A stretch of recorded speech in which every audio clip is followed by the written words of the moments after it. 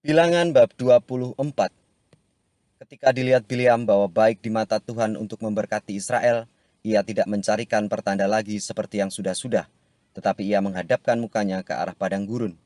Ketika Bileam memandang di depan dan melihat orang Israel berkemah menurut suku mereka, maka roh Allah menghinggapi dia.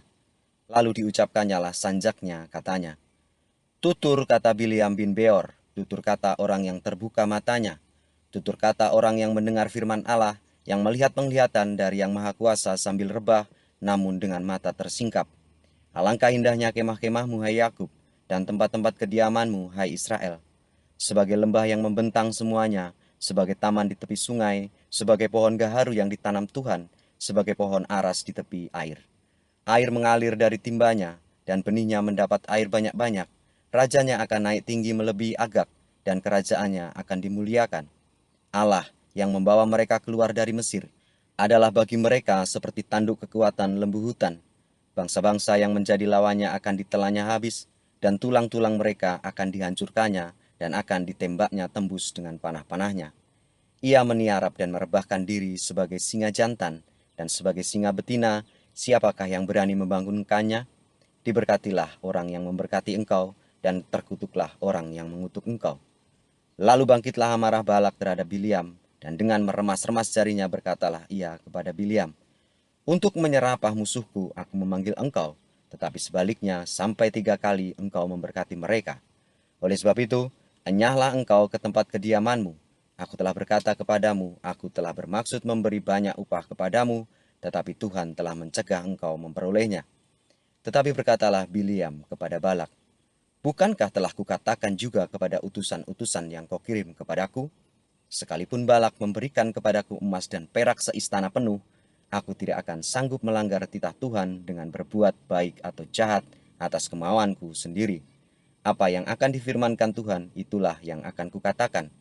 Dan sekarang, aku ini sudah hendak pergi kepada bangsaku. Marilah ku beritahukan kepadamu apa yang akan dilakukan bangsa itu kepada bangsamu di kemudian hari."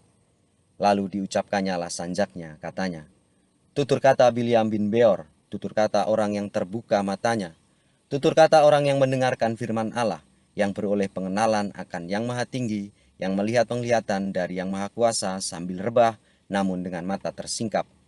Aku melihat dia, tetapi bukan sekarang. Aku memandang dia, tetapi bukan dari dekat.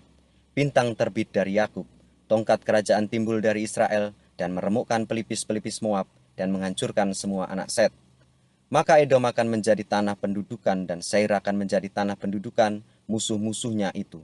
Tetapi Israel akan melakukan perbuatan-perbuatan yang gagah perkasa, dan dari Yakub yang timbul seorang penguasa yang akan membinasakan orang-orang yang melarikan diri dari kota.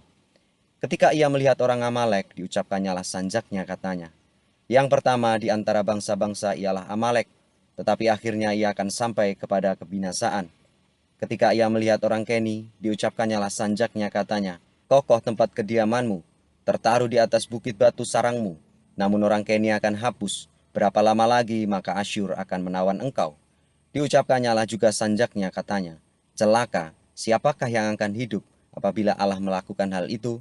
Tetapi kapal-kapal akan datang dari pantai orang Kitim, mereka akan menindas Asyur dan menindas Heber, lalu ia pun juga akan sampai kepada kebinasaan.